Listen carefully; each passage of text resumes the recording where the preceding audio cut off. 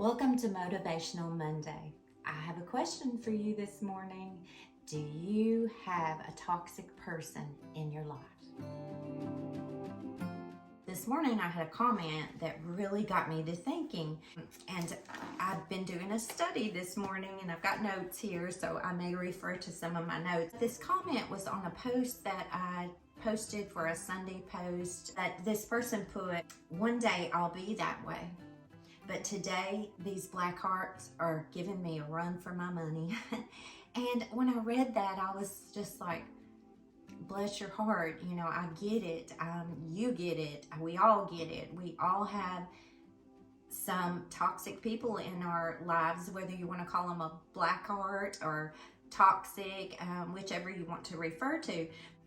But what really got me to thinking about it was that she referred to them as black hearts. And my husband even said, "What's a black heart?" I said, "Well, you'd have to read my post to really get it, because she's saying that these people are toxic." So, you know, she's trying to be a good person, but these toxic people just keep bringing her down. And I totally get that. And I'm sure some of you do too, if not a lot of you. But that really got me to thinking, because we can't really know what's in someone else's heart. Wouldn't you agree that we don't have a magic ball where we can look into one another's hearts? But in that thought pattern this morning, I thought, well, I'm going to look in the Bible and see what the Bible says about it. Okay, if you want to turn to John 3:18, and you are welcome to read that entire chapter to get the entire message. But John 3:18 says, "He that believeth on him is not condemned, but he that believeth not is condemned already, because he hath not believed in the name of the only begotten Son of God. And this is the condemnation, that light is come into the world, and men loved darkness rather than light, because their deeds were evil. For everyone that doeth evil hateth the light, neither cometh to the light, lest his deeds should be reproved." And here we go. And really listen to this. "His deeds may be manifest, that they are wrought in God." So by being manifested, that means you're going to see it. So actions do speak louder than words sometimes. There are many scriptures that point to this as well. Just to name a few, I've got Matthew 5:16, James 1:22, 1 John 3:18, and I could go on and on and on. But those are just a few that I looked up this morning. That still doesn't really answer, can we know someone else's heart? So let's read 1 Corinthians 2:11. "For what man knoweth the things of a man, save the spirit of man which is in him? Even so, the things of God knoweth no man, but the Spirit of God." So basically what that is saying to us is that no one knows you or me spiritually except for God. And basically that's it, and that's the truth. What are we to do about these toxic people in our lives?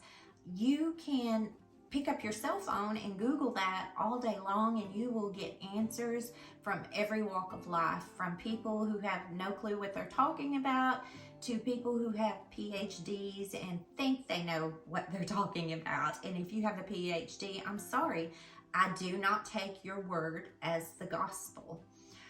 So you can get that kind of advice from these people and that resource. You need to be careful what you read on the internet. But sometimes we're just not able to deal with people like that. Sometimes a person can be having a bad day, or a person can be hurting and has maybe something major going on in their life, and they are taking it out on you, or just being very negative. So we can't really label those people as black hearts or toxic people because they're having a bad day. So sometimes we just walk away and we don't want to deal with them. But the truth is, sometimes we do need to deal with them and move on. Now, I personally am guilty of this one. I'm confessing. I am the type of person that if you are negative to me or toxic, I will allow you that chance to explain yourself, or maybe you're having a bad day, maybe you're hurting, and I will give you more chances than I really should sometimes. But if you keep on repeating, if you're a repeat offender, I simply don't have the time or energy for that kind of negativity in my life. So I just tend to walk away. And that leads me to my next question. Is that right or wrong to walk away?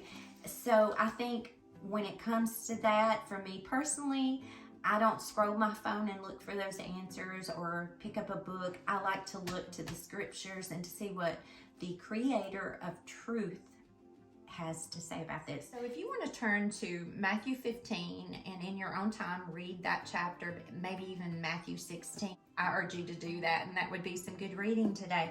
But I read it this morning, and I'm just going to sum it up in my own words. The Pharisees, they come to Jesus, and he calls them hypocrites because they are not understanding what he's trying to tell them, and he knows this by their actions, and also he knows their hearts. So Jesus knows their hearts.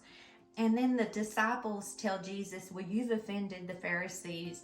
And so Jesus tries to explain again, but they don't understand. And then in Matthew 21, if you want to turn there, in Matthew 21, it says, then Jesus went thence and departed into the coast of Tyre and Sidon. So Jesus departed. Keep that in mind. Jesus departed. So then in Matthew 16, the Pharisees come back and they bring the Sadducees. They approach him again, and they are looking for signs, when just a few paragraphs before we read where he feeds the 4,000 with 7 loaves of bread and a few fish, and he's done this. And so he tries to explain to them again, and they still don't understand. And we find in verse 16:13, that he is going down the coast, so he's departed again. And there are so many scriptures that will refer to Jesus walking away. So what I've concluded from my lesson this morning, and I think you'll conclude the same thing if you read those passages, is that Jesus showed them compassion. He tried to explain to them. He even fed them. He knew their hearts. We don't know their hearts, but he knew them by their actions. And what he ultimately decided to do was walk away. So I take that as that it's okay to walk away. And sadly, some people are just so toxic, you have to walk away for your own self. If people don't respond to your kindness, we just need to do what Jesus did and walk away.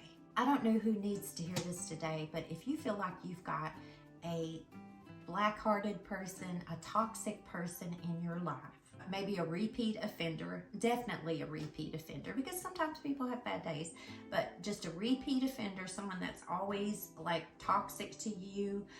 This could be family, this could be a friend.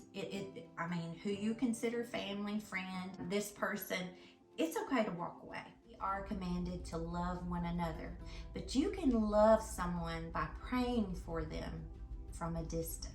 You, my friend, are worthy. You are loved, you deserve to be heard, and you matter. I hope you guys enjoyed this, and y'all be good.